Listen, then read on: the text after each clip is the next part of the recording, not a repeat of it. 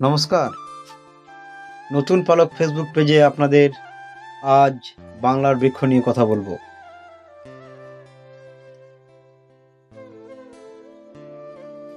তেঁতুল গাছ আমাদের বাংলার গ্রামীণ জীবনের একেবারে পরিচিত গাছ।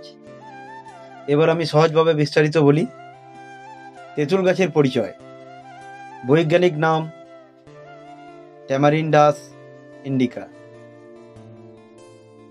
গাছের বৈশিষ্ট্য: তেঁতুল গাছ চিরসবুজ, বড় ও ঘন পাতাওয়ালা, উচ্চতা প্রায় 30 মিটার পর্যন্ত হতে পারে।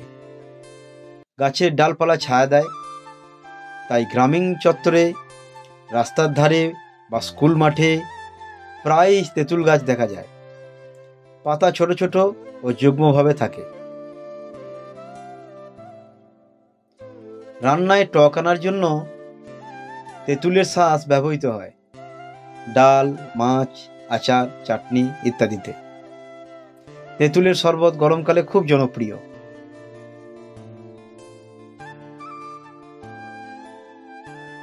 ঔষধি গুণে: তেঁতুল হজমে সাহায্য করে। কাশি, জ্বর ও পেটের অসুখে লোকজ চিকিৎসায় ব্যবহৃত হয়। পাতা ও বাকল ও ওষুধে কাজে লাগে। তেঁতুল কাঠ শক্ত, আসবাব ও যন্ত্রপাতি বানাতে কাজে লাগে। পাতা গবাদি পশুর খাদ্য হিসেবে ব্যবহার হয়। লোক সংস্কৃতিতে তেঁতুল গ্রামীণ বাংলায় গ্রীষ্মকালে তেঁতুলের শরবত তৃষ্ণা নিবারণে প্রধান পানীয়। অনেকে বিশ্বাস করেন তেঁতুল গাছের ছায়া খুব ঠান্ডা, কিন্তু দীর্ঘ সময় বসলে শরীরে দুর্বলতা আসে।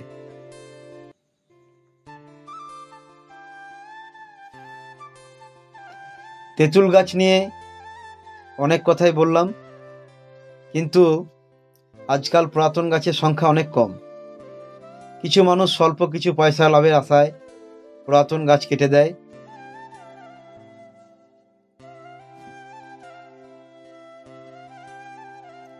তাই নতুন পালকের প্রচেষ্টা গ্রাম বাংলার বনসম্পদ টিকে থাকুক, আমার একটি আবেদন শুভাকাঙ্ক্ষী মানুষদের কাছে।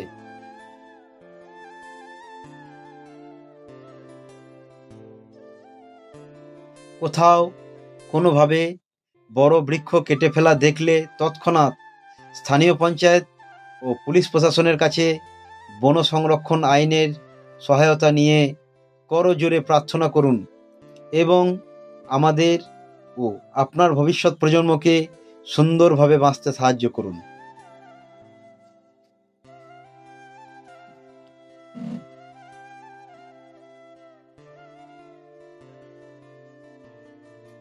ভিডিওটি জনস্বার্থে প্রচারিত। ভালো লাগলে নতুন পালককে অনুপ্রেরণা দিতে শেয়ার, লাইক, কমেন্ট করবেন। সকল নতুন পালকের ফলোয়ার্সদের সুস্বাস্থ্য কামনা করি।